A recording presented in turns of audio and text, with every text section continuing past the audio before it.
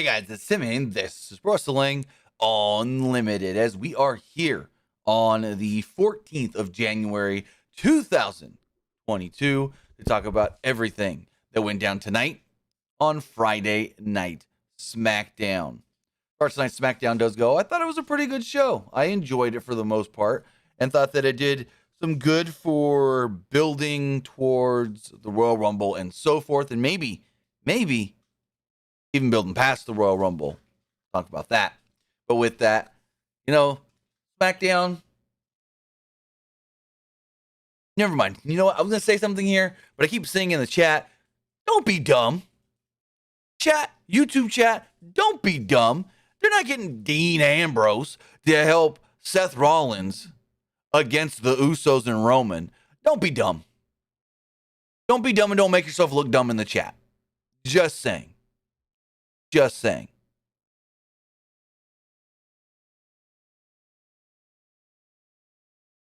But with that, I want to say thank you for joining me here. Twitch.tv/PWUnlimited, YouTube.com/Pro Wrestling Unlimited, and Twitter.com/Pro Wrestling Unlimited. Remember, if you are watching on Twitch, you can help us out a couple of different ways. You can either help us out by hitting that donate button down below or donating Twitch bits in the live chat. Also, remember, you can help us out by subscribing to the channel one of two different ways. You can either subscribe with a tiered subscription, just like Cold Cuts KC did recently, or if you say, I don't got the money, but I am paying for Amazon Prime, well, there you go. If you're paying for Amazon Prime, then you've got Prime Gaming. And Prime Gaming gives you one free subscription to any Twitch channel you want to subscribe to throughout the month. And I greatly appreciate it. If you subscribe right here, Pro Wrestling Unlimited. But on the flip side, if you're watching over on YouTube, you can help us out over there as well. You can help us out in the live chat with a super chat or a super sticker donation. Also, remember, you can help us out by hitting that join button down below and subscribing to the channel. Subscribing to the channel as a channel member gives you early access to news, early access to podcast episodes, early access to non-news videos, and so much more. Also, to get all those perks, but more directly support us, head over to patreon.com/PWUnlimited. And finally, the best way, well, not the best way, one of the good ways, one of the best ways. There's a bunch of ways you can support us, but one way to do so is at the Epic Game Store. Head over to the Epic Game Store, whether that is the Epic Game Store launcher in your computer or through the Fortnite app or the Rocket League app. And it's going to say before you make your purchase, you got a creator code, and you do. Whether you're getting V-Bucks for Fortnite, skins for Rocket League, or buying a brand new game like Riders Republic or Rainbow Six Extraction, well, it'll ask you if you have a creator code. And you do. Even if you're claiming the free games that the Epic Game Store gives you on PC, well, creator code. Yep, creator code. Put that creator code in, and you will be directly supporting us here, Pro Wrestling Unlimited, and it doesn't cost you anything. Well, anything extra. If you're getting the free games, it doesn't cost you anything. But if you're buying a game or buying V-Bucks or something, it doesn't cost you anything extra. But with that, we've got Friday Night Smackdown to talk about, so let's jump in and talk about Smackdown. The show opens up. Michael Cole. Well, first off, they recap the Roman Reigns, Brock Lesnar, Paul Heyman angle from last week. It also included Seth Rollins' return to SmackDown and the reference of the Shield. Michael Cole and Pat McAfee then discussed Roman Reigns and Seth freaking Rollins going face-to-face later tonight. They also mentioned how Lita will be making her return to SmackDown for the first time in nearly 20 years. Crazy.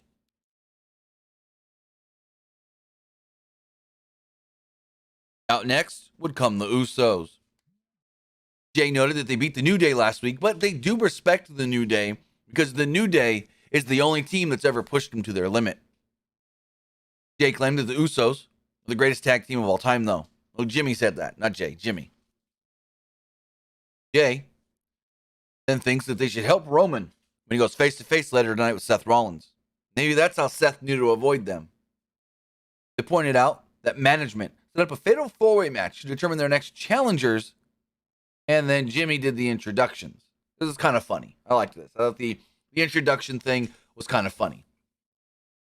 We did have a fatal four-way. It was the Viking Raiders, the Los Losarios, Cesaro and Mansoor. Well, I don't know what that's all about. And Jinder Mahal and Shanky. So it's weird.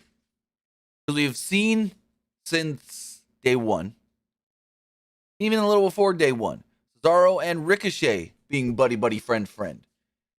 And then tonight it's just Cesaro and Mansoor. What kind of sense does that make? It doesn't make any. Also, K. Ballard, yes. Woods will be out 4 to 6 weeks, as he stated last night on G4's Attack of the Show. Everyone's all, breaking news, Kofi Kingston said he's going to miss the Rumble. That ain't breaking news, because Woods himself last night, go to my Twitter. You can find the video, twitter.com/PWUnlimited. He said it. He was jumping into the ring to do a DDT, broke his plantaris muscle, broke the plantaris muscle, tore the plantaris muscle, and will be out 4 to 6 weeks. He said it last night, 4 to 6 weeks, which means Rumble. I don't know why everyone's all up in arms tonight, because they're like, oh, that's breaking news. No, it's not. No, it's not. But anyways, this is an all right tag team match. It was a little actually, it was quite boring for the most part. And it dragged until the very end when it finally did pick up, though. The Usos gave the introductions and whatnot, like I stated. They said, hey, we talked in the back. You guys know all the rules, so follow the rules. They did it in like a old school announcer type voice, kind of like that. And then they super kicked Ivar and Mansoor, and all the teams started brawling for the Usos, jumped out of the ring, and we went to commercial break. Back from the break, the Usos were on commentary, and the match had finally settled down. Mahal and Shanky isolated Eric in their corner and beat him down. Ivar finally tagged in and knocked Angel and Humberto off the apron. He then knocked Mansoor off the apron as well. Shanky missed a splash in the corner, and Eric dropped Ivar on Shanky in the corner. Ivar climbed to the top rope, and Mahal cut him off. Mahal and Ivar then fought on the top rope. Cesaro would then jump up there, team up with Mahal, and they'd give a big old double superplex to one Ivar. But Eric jumped back in and gave Cesaro and Mahal a double powerbomb. So it was like a trio, what do they call it? Tower of Doom spot. After another commercial break, Humberto tried to prevent Mansoor from tagging in. Tagging in Cesaro, that is. Mansoor fought back, and Cesaro got the hot tag. Cesaro ran wild and gave Humberto the Samoan drop. Cesaro then tried to give Ivar the giant swing, but Humberto broke it up. Mahal then hit the Colossus on Humberto. Los Lotharios then gave Mahal a double super kick and hit a double suicide dives on Mahal and Shanky. Ivar then set it for a dive, but Los Lotharios caught him with a double super kick. Viking Raiders then fought back, hit the Viking experience on Humberto, and picked up the victory. So, the Viking Raiders will get a shot at the tag titles, but they didn't say when. They just said sometime down the line. That's all I said. Sometime down the line. So the recap, Sonya Deville interfering in the Naomi Charlotte match from last week. Naomi then approached Sonya Deville. Naomi was furious that Deville interfered in her business last week and demanded to know why. Why Sonya has a problem with her. He then said, if you won't tell me, we're going to get into it. And Sonya goes, oh, no, as long as I have this jacket on, you can't touch me. Because as long as I wear this jacket, I'm management and I'm your boss. Deville then said, you want to lose your spot in the Royal Rumble? Or better yet, get fired for touching me? Naomi walked off from that, and Pierce would walk into the office and noted, a little chilly in here. He turned up the temperature. Well, turned it up a little too high. And we got multiple segments of this, which was kind of dumb. But yeah. There's then a video showing a look back at the Shield. What else was kind of dumb? The Sami Zayn segment. I thought that this would have been better if Johnny Knoxville was there, but he wasn't. Sami Zayn was good in the segment, but I felt the segment was kind of weak. Like, the segment itself overall was dumb, but Sami did his best in the segment, I feel. So Zayn discussed the conspiracy against him. Brought up Johnny Knoxville, who has joined said conspiracy. Zayn played some footage of Knoxville throwing him from the ring to earn his spot in the Royal Rumble last week. Zayn says he's happy that Knoxville's in the Rumble. He is entering the Rumble too. Zayn then introduced his show in a Zayn. Zayn said he's going to do one of the biggest and most wildest tricks you ever seen broadcast on television. Zayn then went to the back, and when he came back out, he was being pushed in a shopping cart by two nameless men. They set up a ramp down the end of the aisle, and then there was a crash pad on the other end of the ring. Basically, Sami was going to try and jump over the ring. Zayn pretended to do the stunt. He's like, all right, on 3. 1, 2, 3. They go to push. He goes, no. 3, go. I didn't say go. It's 3, go. So they go to push him. 1, 2, 3, go. And they push him right before he gets to the ramp. Stop! He tells them to stop. They stop. That's it. They stop. He gets in the ring and he's like, this ain't safe. This is dumb. I'm not doing this. And he's in the ring and he's talking about how he's not going to do this. And out comes Freddie Mercury. I mean, Rick Boogs. Rick Boogs cut his hair. And with the short hair and the mustache, I'm going to pull this picture up. With the short hair and the mustache, who looks like Freddie Mercury. Freddie freaking Mercury. Pull this picture up. Because I was baffled by this. So, first things first, we got this image here that basically shows, yeah, he cut the hair. Let's pull this up. So that you can see, no long hair back here.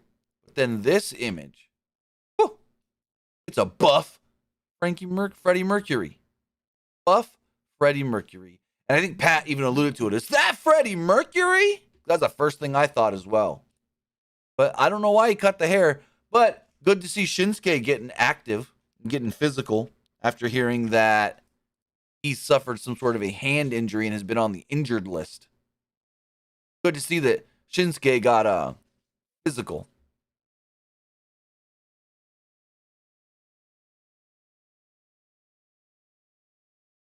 But going forward, they beat down Zayn in the ring. Nakamura and Boogs appears out of nowhere. Boogs cut him off. He's pressed Sami over his head, threw him hard out of the ring, and he went crashing into the crash pad as Pat McAfee walked over and was like, yeah, that sucked. That was not good. That was bad. In the back, Aaliyah was worried about embarrassing herself tonight in her first singles match on Friday Night Smackdown when Natalya would approach and noted, there's no shame in losing to me. I'm a 3-time Guinness World Record holder. And Aaliyah goes, oh, I didn't even know that still existed.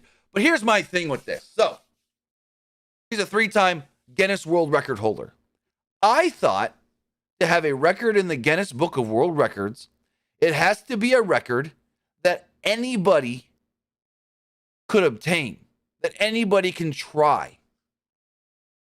But if your record is most wins by a female in WWE, isn't that too specific? Because I had a friend that tried to get in the Book of World Records, and they told him his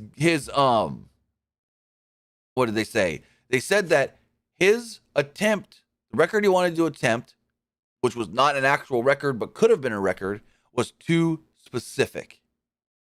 Too specific to him.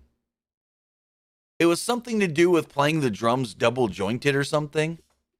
And they're like, the record needs to be something that most people can try to attempt. And because it was too specific to him, they told him no. Well, having a record about most female wins in WWE, that's too specific because not just anybody can go wrestle for WWE. Now, I know there's the sports Guinness Book of World Records, and there's like NFL records and NBA records, but I don't think those should be counted as world records in the Guinness Book of World Records unless you specify that these are special ones and they're not in the normal book. Because Natty had the 2022 book, which is the normal book with all the records. I think they could still put her in if it's like a sports thing. Because they do have the Guinness Book of Sports records. But this was dumb. This was really dumb. Because Natty goes, I'm going to hold another record after tonight. I'm going to get the record of the quickest win by a female in WWE history. I think she says like 3.8 seconds. And she ended up losing in 3.17 seconds or something like that. So Aaliyah is now a, quote, record holder. So they can put Aaliyah in the book now? Are the Guinness Book of World Records people going to tweet out about Aaliyah? Let's see if they have already. I haven't checked.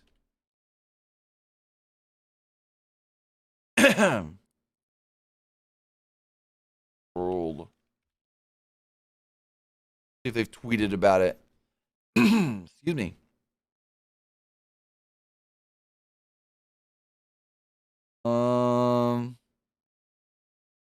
Nope. Nope.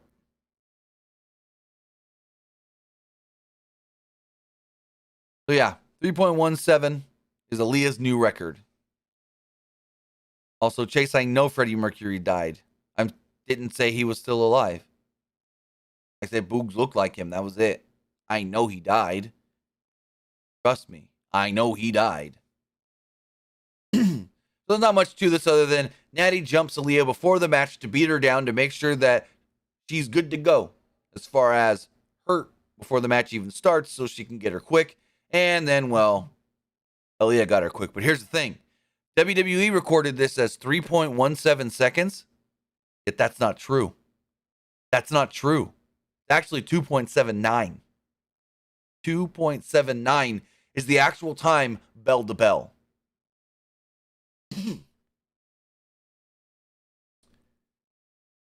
In the back, Sonya Deville and Adam Pearce were impressed with Aaliyah's win and then noted, man, it's starting to get hot in this office. And then recaps Seth Rollins turning on the Shield 8 years ago. Next up, got Lita.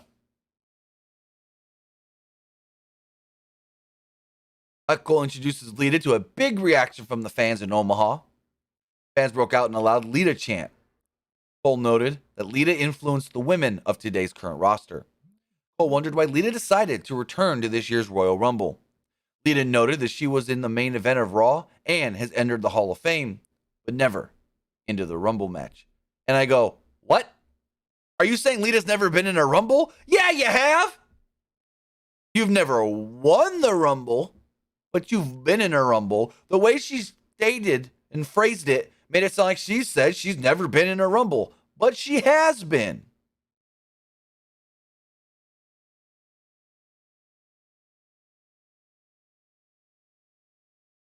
Lita said she feels she has one more run left in her.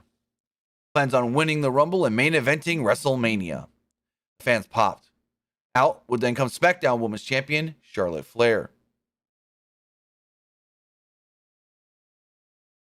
Flair grabbed a mic right from Michael Cole's hand and took over this interview. Flair mocked Lita and pointed out that she's entering the Rumble as a champion. Charlotte said that she promises to win the Rumble, throwing Lita out and then pick her own opponent for WrestleMania. Flair wondered how she's going to deal with losing. Lita then called Flair Tanya Harding and made fun of her giant feet. Fans broke out in a giant head. And the fans broke out in a giant head chant. Flair mentioned that defeating Lita's friend Trish at SummerSlam was fun.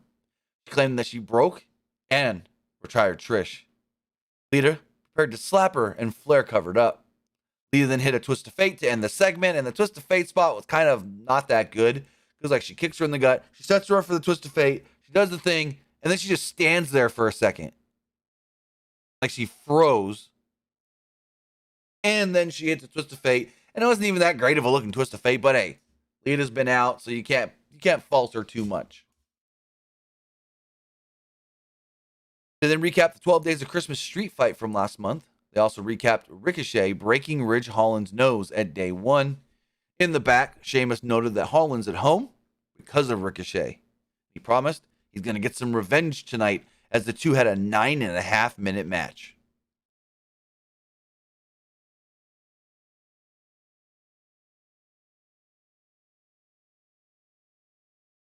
Going forward, Sheamus and Ricochet had a really good match. Really good match. Ricochet did come out to some new music. I think I like the old music better. I'm going to have to hear it again because I wasn't fully paying attention, but I noticed it was new music. Just like Sami's got new music too. He's been rocking for a couple of weeks. But I think, and again, I want to hear it once or more, maybe twice more. But I think I like the old music better for Ricochet.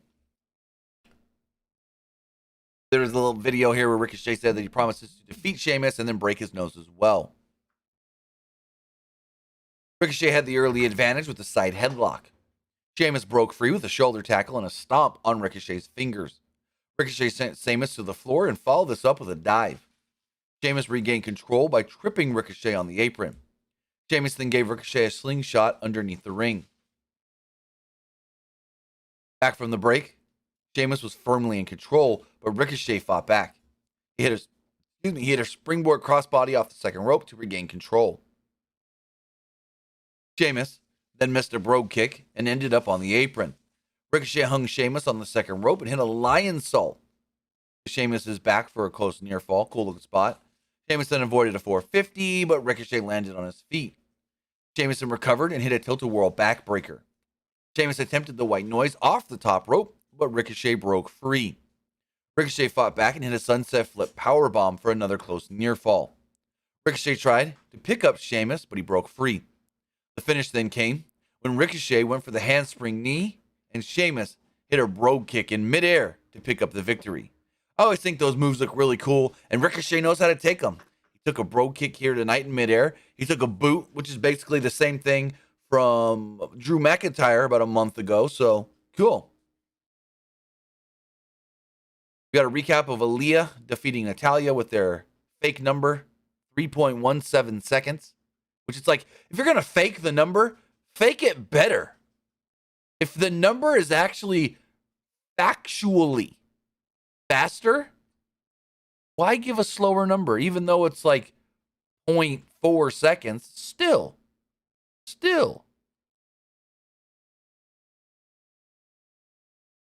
But in Pierce and Sonya Deville discussed the rules of the Royal Rumble. Pierce and Deville still also said, man, it's getting hot in here. So Pierce went to find someone to help with the air.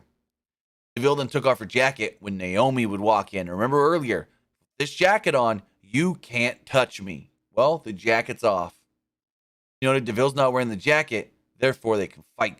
Adam Pierce would then run back in and agreed that Deville did cost Naomi her match last night, so he's going to give Naomi another shot. Naomi and Charlotte next week, and if Naomi wins, she gets a title shot.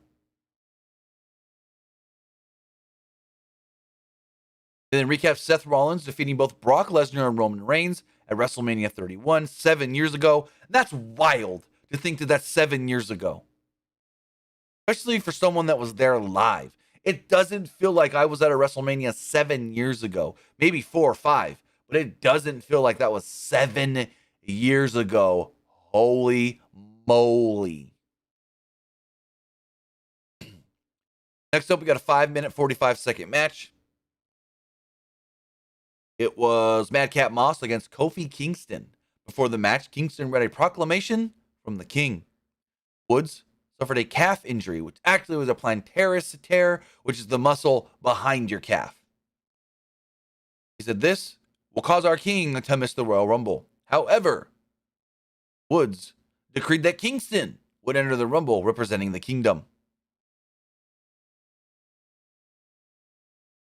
So Happy Corbin and Madcap Moss made their way down to the ring and talked about, well, injuring a Drew McIntyre. So the only thing that'll make them happier is throwing Kofi out of the Rumble. Moss told a bad joke and started laughing until Kofi began laughing as well. Kingston then promised to defeat Moss, which, well, didn't happen. So early on, Moss picked up Kingston, but he was reversed and sent to the floor. Kingston then hit a dive, wiping out the heels as they went to a break. Back from the break, Moss was firmly in control and gave Kingston a follow-away slam. Kingston fought back and rocked Moss with a clothesline and a drop kick. He followed this up with a kick to the chest and a boom drop. Set up for the Trouble in Paradise, but Corbin caused a distraction. Moss avoided the trouble in paradise, briefly took over.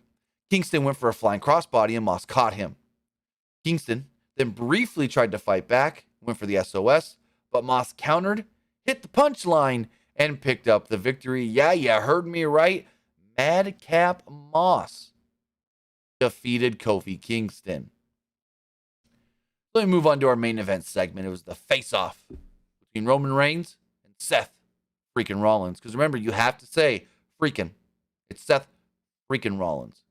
There is no Seth Rollins anymore. Rollins and Reigns had a good segment. And the ending kind of seemed a little anticlimactic, though. Seth came out to the ring first before they went to a break. As we come back, out comes the Universal Champion. McAfee noted he's been the champ for 502 days. At 504, he breaks Brock Lesnar's record. No, 505 he breaks record. Brock's record is 505. Brock's record is 504. Roman breaks it at 505, which he will 100%. I want to say thank you to Jack Dawson for the super sticker donation. Really appreciate that. The fans broke out in a loud Roman Reigns chant. Yes, they're chanting Roman over Seth. Reigns demanded that Omaha acknowledge him, and the crowd popped loud. Fans then broke out into a loud Roman chant. Rollins tried to get Reigns to put his fist out, as they did with the Shield, and Reigns said that's beneath him now. Rollins pointed out that he beat Reigns every time they fought, which isn't true. We've looked this up. It's actually 3-1 to 1. Roman's won 3, Seth has won 2, and then there's a draw. So, yeah. I'm going to further investigate this tonight as well. Reigns noted he's in God mode, and he's the greatest of all time. Reigns said that he's out here to acknowledge, Rollins said that he's out here to acknowledge Reigns and his accomplishments. Rollins pointed out that Reigns didn't win the title on his own, though. First, he needed the Shield, and now he needs the Usos. Rollins claimed that he created Reigns so he could destroy him. Reigns felt that he was wasting his time here. He noted that Rollins dresses like a clown, sounds like a clown. Well, that's all because he is a clown. He admitted that he wouldn't have picked Rollins from Raw. He wanted to face a megastar like Seth's wife. Suddenly, the Usos would jump into the ring and Seth ducks their shots. Seth would run out of the ring, jump up on the announce table. Usos chased him out, but Rollins escaped yet again. Rollins and Reigns had a brief stare down before Seth ran away. A little anticlimactic there at the end. Back and forth in the ring where they were talking was good, but again, the whole stuff at the end, a little anticlimactic. But with that, that was Friday Night Smackdown. I thought overall an okay show. Not one of their best, but I mean, if you needed some wrestling to watch, I'd say watch it. If you're like, man, I want to watch some wrestling tonight, go ahead, watch Smackdown. A couple good matches on the show, to be completely honest. But with that, you know what I thought of the show. Now it's time to hear what you guys think of tonight's Smackdown. Remember, you can put a YouTube super chat in the chat. I just fumbled that all up. You can put a super chat in the live chat if you're watching on YouTube, or you can text in 510-906-1341. First, let's check the polls as far as the Twitch poll does go. 67% thought tonight's Smackdown was just all right, where 33% liked the show.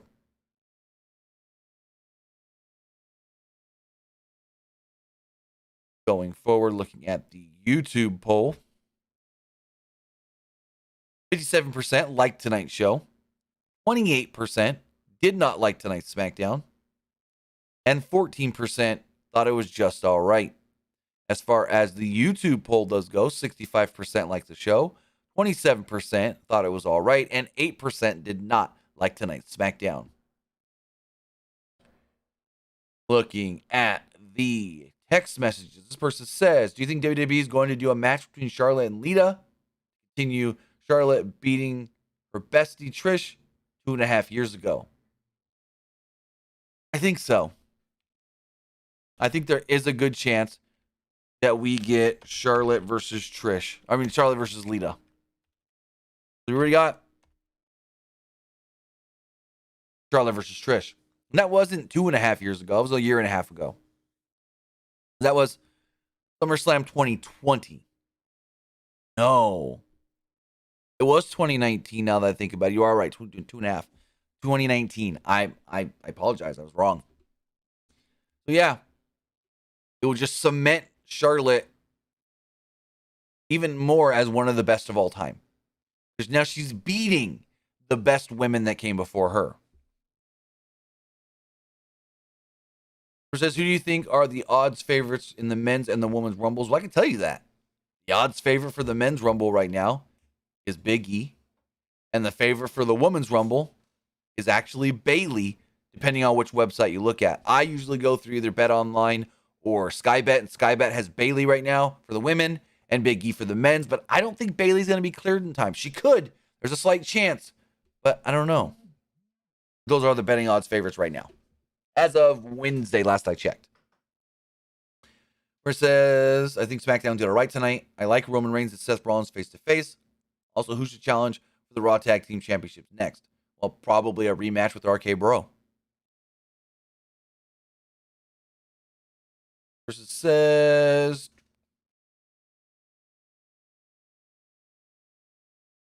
who do you think wins the Women's Rumble? That's a tough one. That's a very tough one. Because I don't think they go Bianca Belair 2 years in a row, but I wouldn't put it against them. I don't think they go Bianca 2 years in a row, but there's a good chance they could go Bianca again. And then she could say, I'm the first woman to win the Rumble 2 years in a row. But with that, guys, I want to say thank you for joining me here. Twitch.tv/PWUnlimited, YouTube.com/Pro Wrestling Unlimited, and Twitter.com/PWUnlimited. Have a good night, guys. Have a good weekend. See you back here Monday for the wrestling wrap up and Monday Night Raw. Have a good one.